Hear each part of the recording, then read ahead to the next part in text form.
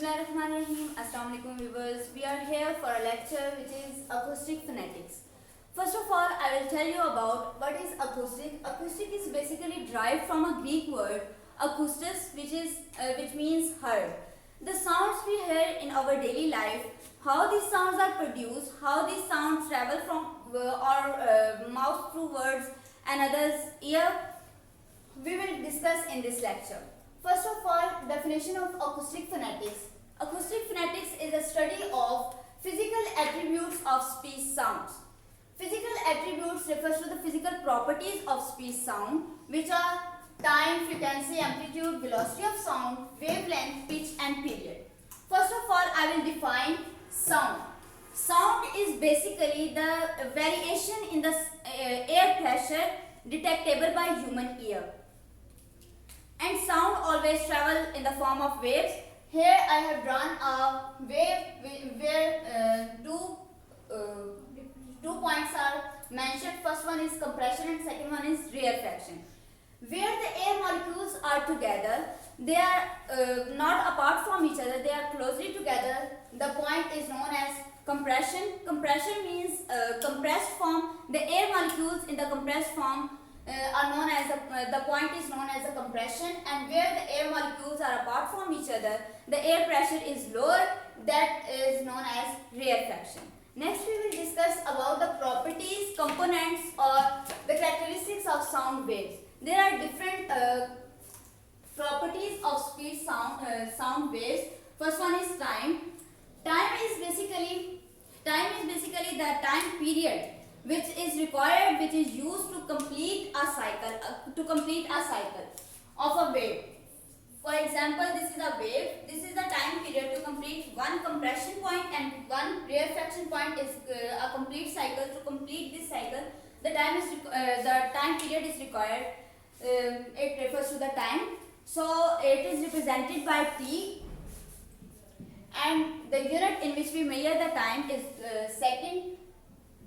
So next we will discuss about frequency.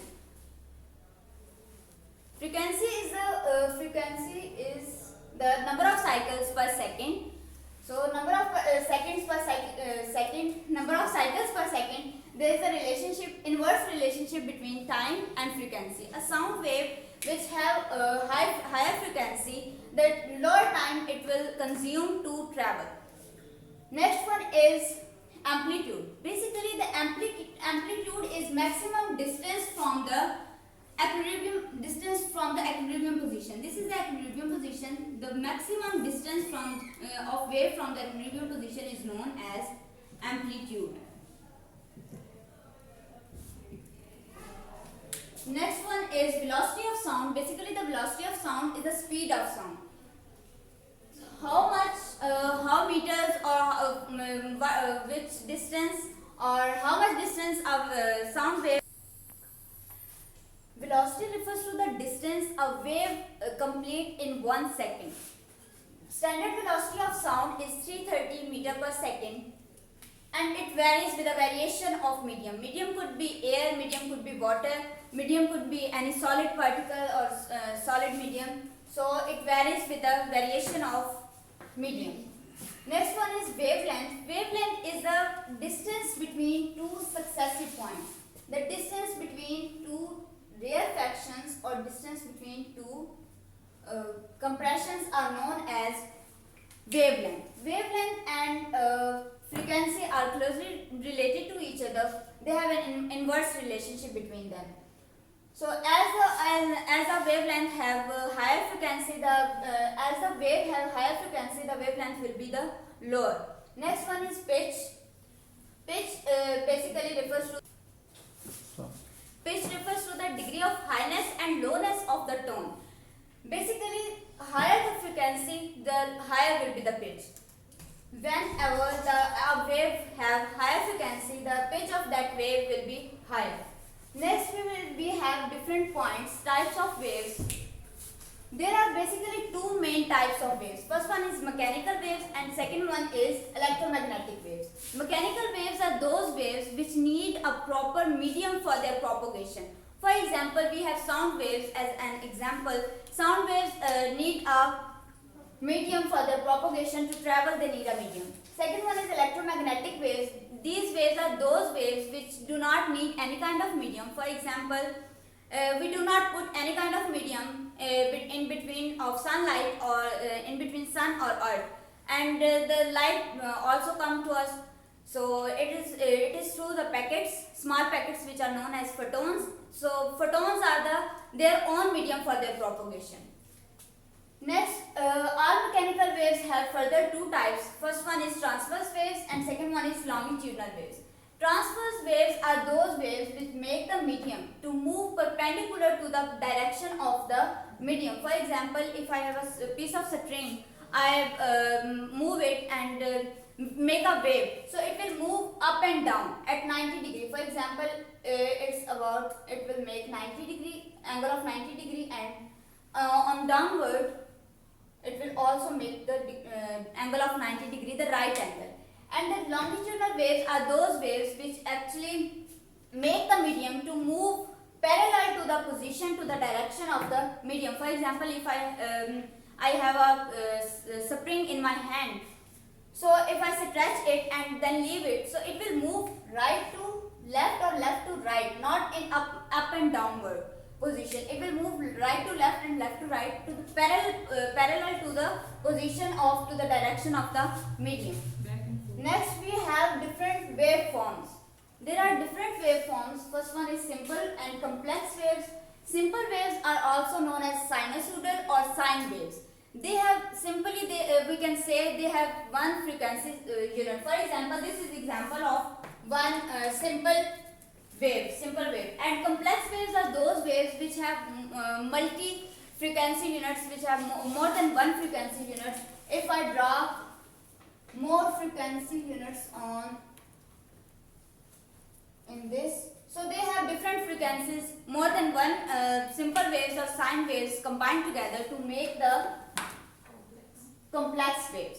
Next, waveforms are periodic and aperiodic waves. Periodic waves are those waves which have specific pattern which repeat itself with the passage of the time, with the interval of time. So, an example of periodic waves is simple harmonic motion of the pendulum. Motion of pendulum, it will move like, if I draw a pendulum here, it will move like this, here to here, left to right.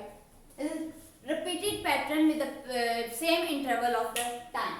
And next one is aperiodic waves. Aperiodic waves are not patterned waves, and they have no pattern in them, and they are perceived as noise, and actually we don't like noises. So aperiodic waves do not have any kind of pattern in them. And further, aperiodic waves have two types. First one is continuous waves and second one is transient waves. Continuous waves are those waves which do not have, basically the aperiodic waves haven't any kind of pattern in them. Continuous waves are those. Continuous waves have random fluctuations in air pressure, and transient waves have sudden fluctuation in air pressure. For example, the sound of hammer hitting on the table, the variation, the fluctuation, sudden fluctuation in the sound of that wave is known as transient, is an example of transient waves. Next, we have studied that acoustic phonetics use different kind of softwares, computer softwares. We have a specific software which analyze the properties or features of waves, which is Prath. Prath is basically derived from a word which is Dutch, and Dutch is used for talk.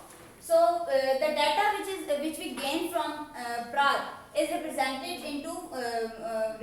by two graphs. First one is oscillogram and second one is spectrogram. In oscillogram, we use amplitude. It shows amplitude and time on x-axis, and amplitude on y-axis. And in spectrogram, it shows three-dimensional. It's three-dimensional graph.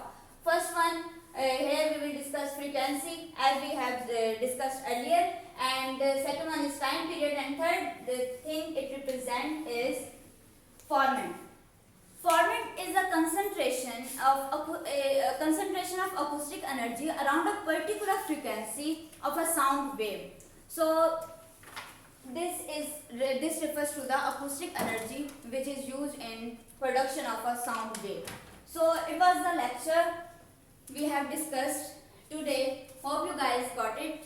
Thank you so much.